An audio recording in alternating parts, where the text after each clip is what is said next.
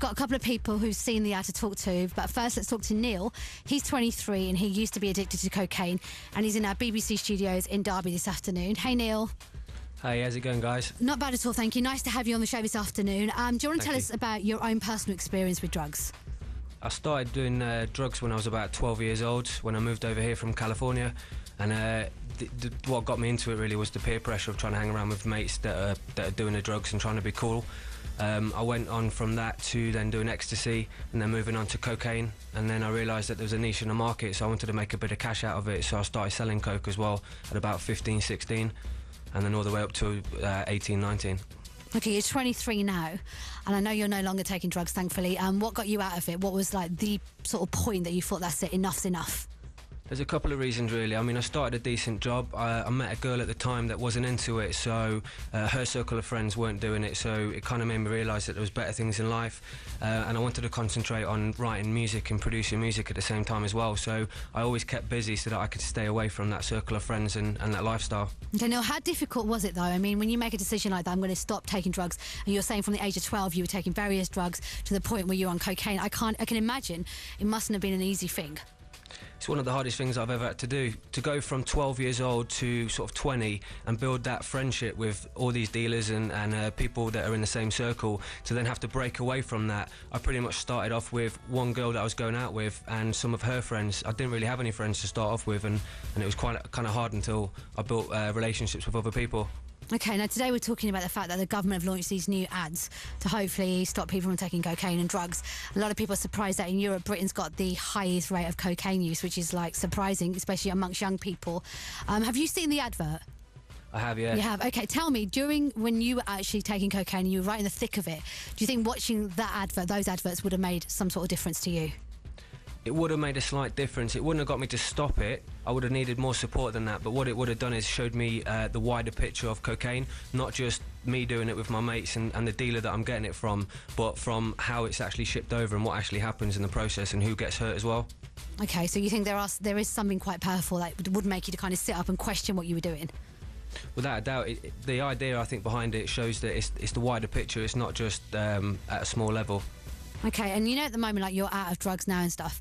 When you hear that young people are still, more and more people are taking drugs, why do you think that is? Why is it such a huge thing in Britain right now that young people are taking cocaine? I think it's just something to do. I think because people like when I was younger and people that were younger before that have been doing it, I think it's just a way of life.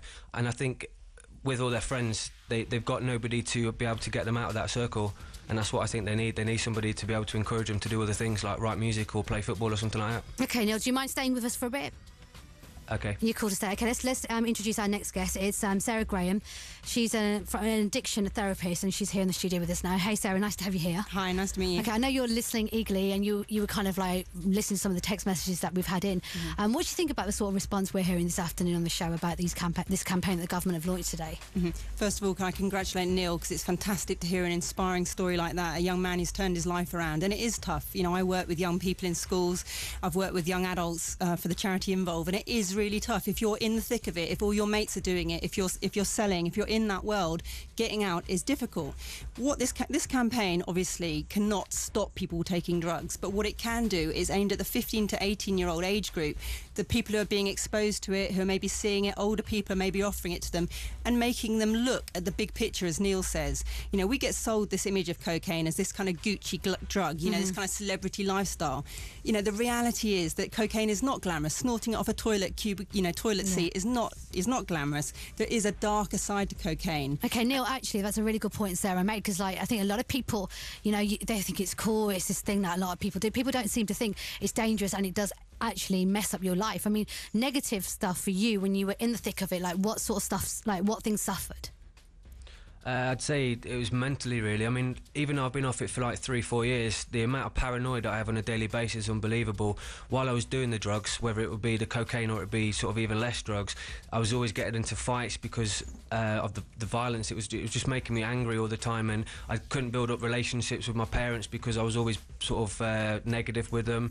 It was just quite a horrible time, really. That's a really good point. People don't realise even taking cocaine occasionally, quite rarely and not very much, actually can alter your brain chemistry. It can actually stop you experiencing pleasure in a normal way and make you psychologically dependent. And that can be tough. People think, oh, I haven't got a problem, I'm only using it at weekends or at parties. But if you find that you can't actually have a good time without having a wrap in your pocket, then start to question why that is. It could be that already it's got its claws into you. And if it has, do call Frank and find out where the treatment is in your area, because this illness just gets worse. It does not get better. I think it's really important this afternoon, right, for us to actually put it out there that this is not a cool recreational thing that you do in a club, in a toilet, in a VIP or whatever, because as you just said, you made a really good point that some people think, oh, I just do it occasionally.